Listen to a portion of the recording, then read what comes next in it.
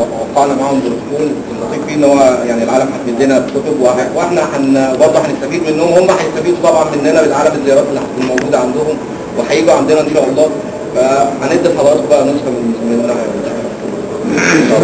انا طبعا طب الاول نرحب طبعا المجموعه كلها الحاضره كلها لشرف العالمين. وطبعا اليوم ده بالنسبه للنادي العام النهارده تعتبر مكمل، يعتبر انجاز للمجلس برضه، انجاز المجلس النهارده نجح ان هو يبقى فيه بروتوكول بيننا وبين المكتبه العامه في ظل الامل اللي موجوده بيننا وبين المكتبه.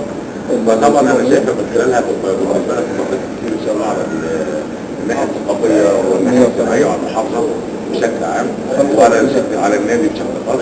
فطبعا احنا بنرحب بكل الساده المشاهدين وبنرحب النهارده بالمشاركه الفعاله النهارده من خلال الوزير المحافظ مع الوزير المحافظ اللي هو تصدق على البروتوكول والقائمين على العمل نفسه.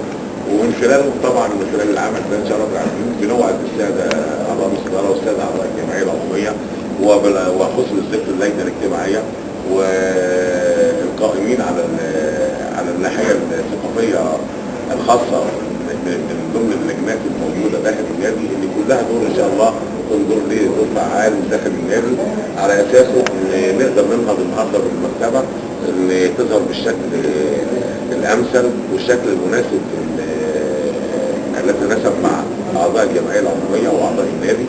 بسم الله الرحمن الرحيم.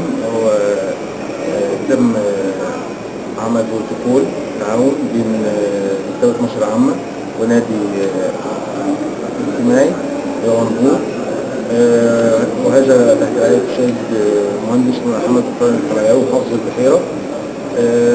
ونتيجه البروتوكول ده او الثمره بتاعته لخدمه الاعضاء سواء اعضاء النادي او اعضاء المكتبه. وفي استفاده لاعضاء النادي ان احنا هنعمل لهم يعني مشرفين اشراف على كامل على المكتبه داخل النادي من اخصائي المكتبات في المكتبه. وبالنسبه برضه للاعضاء هيبقى لهم خصومات في المكتبه على الدورات التدريبيه ورش العلم ودورات التنميه البشريه واللغات، وبرضه في الانشطه اللي بتقيمها المكتبه سواء الانشطه الصيفيه او اللي بتحصل في اجازه السنه. وبرضه اعضاء المكتبه هيبقى لهم استفاده داخل النادي من الميزات اللي هتتاح لهم من خلال هذا البروتوكول.